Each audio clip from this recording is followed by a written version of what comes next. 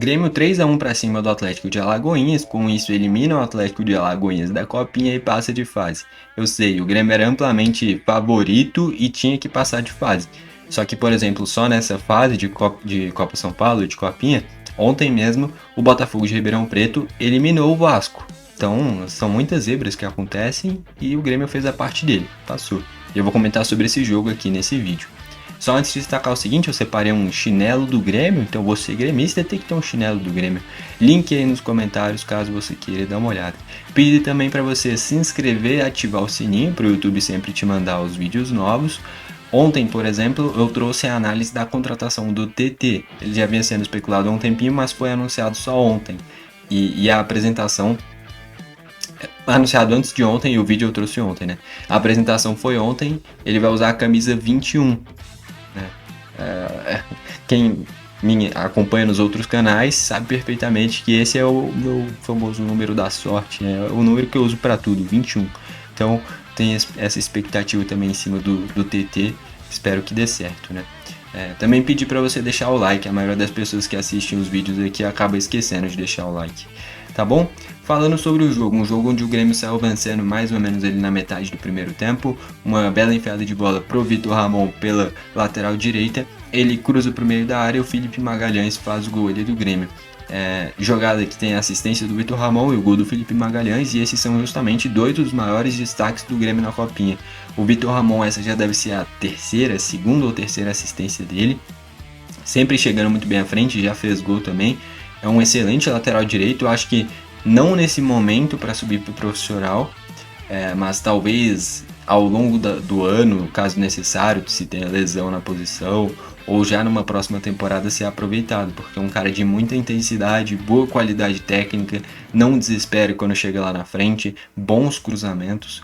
É um cara que de fato é a se ficar de olho. É um grande lateral direito, o Vitor Ramon, faz uma bela copinha e é muito bom jogador.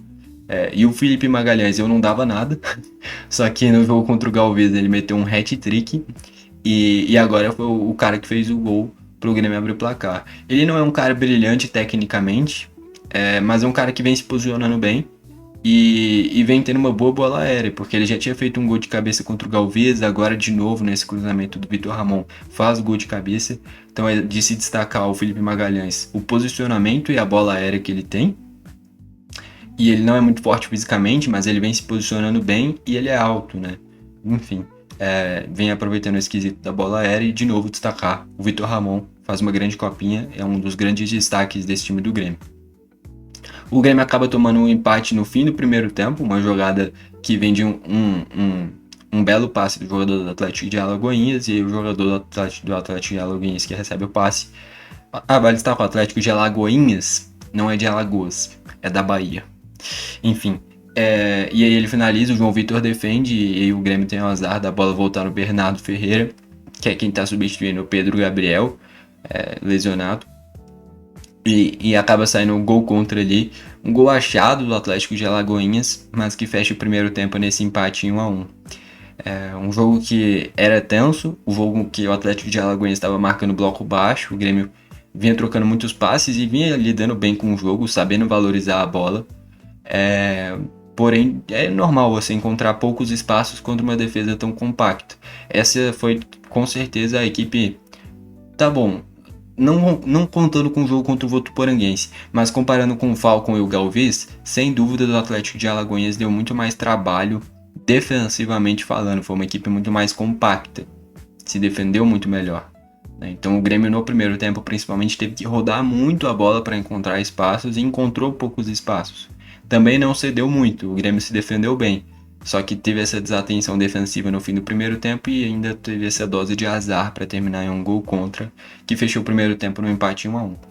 Vai para o segundo tempo e logo no início, com basicamente 7 do segundo tempo, uma bola rebatida em que o Harley ganha uma dividida, ela fica alta e o goleiro do Atlético de Alagoinhas estava saindo para fechar o ângulo. Ele encobre assim, de cabeça, e o goleiro do Atlético de Alagoinhas e o Harley faz o gol. O Harley que eu tava vendo, tem gente que deposita expectativa nele. Eu confesso que eu até agora não tinha visto nada demais.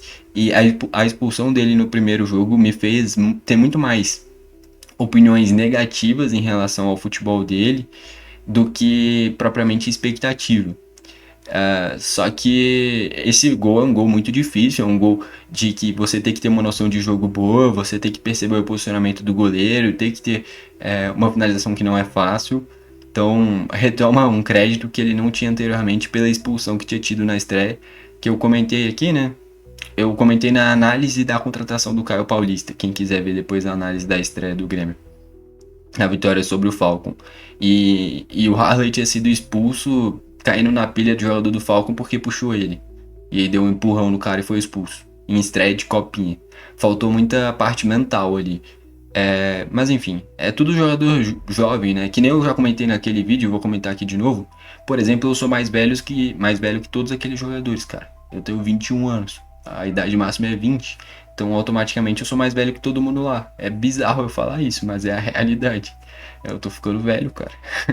Enfim, então é normal faltar essa parte psicológica, né? Eu acho que eu não me desequilibraria daquela forma. Só que, nem eu falei, eu já sou mais velho. E é raro falar isso, mas é o fato, eu sou mais velho. Enfim, qualidade ele teve para fazer o 2-1 e colocar o Grêmio na frente. Então, muito mérito para ele e vai mudando um pouquinho o pensamento que eu tinha em relação a ele. Parte mental, espero que tenha melhorado, consiga lidar com essas situações de provocações que provavelmente vão ter de novo, ainda mais quanto mais se acentuar em fases decisivas na Copinha, mais jogos tensos e difíceis devem ter, e com esse tipo de provocação você vai ter que saber lidar, porque se tiver uma expulsão em um jogo difícil, daqui a pouco mais para frente, ele pode ficar marcado e se queimar já tão cedo, né? Então, essa parte psicológica é importante. Mas qualidade ele teve. Um gol difícil que ele encobre o goleiro do Atlético Alagoas e coloca ali o 2-1 no placar.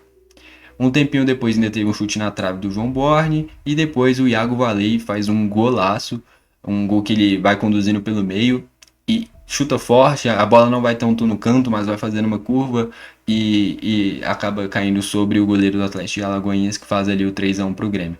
Um gol que me lembrou, e aí eu vou puxar o Reizinho, vou puxar o Luan. É um gol que me lembrou, eu não sei se você vai lembrar do que eu vou falar, mas teve Grêmio Atlético Tucumã, acho que foi no ano do título, inclusive em 2017. Tem um gol do Luan na arena contra o Tucumã que ele encobre o goleiro do Atlético Tucumã. Também teve um gol do Luan nas Olimpíadas, que eu acho que foi até mais parecido, contra a Colômbia, na Neoquímica Arena. São dois gols que quem quiser depois pesquisar e comparar com o gol do Iago Valei, são gols parecidos, que não são gols que a bola vai tanto no canto, muito longe disso, mas gols que o chute é forte, o chute vai fazendo a banana, vai fazendo a curva e encobre o goleiro adversário. Enfim, gols parecidos para caso alguém queira pesquisar, ver a semelhança deles. Fecha nesse 3-1, vitória e classificação do Grêmio. Não foi um jogo incrível, mas que nem eu falei, o Atlético de Alagoas se defendeu bem no primeiro tempo. E o importante é que o Grêmio passou. Né? Vencendo de 1-0, 2-0, 10-0, ainda mais em mata-mata, dá no mesmo. Então o importante é passar de fase. Beleza, e o Grêmio fez a sua parte, passou. O Santos teve dificuldade, venceu só por 1-0 do Cuiabá, por exemplo. O Vasco foi eliminado por Botafogo de Ribeirão Preto.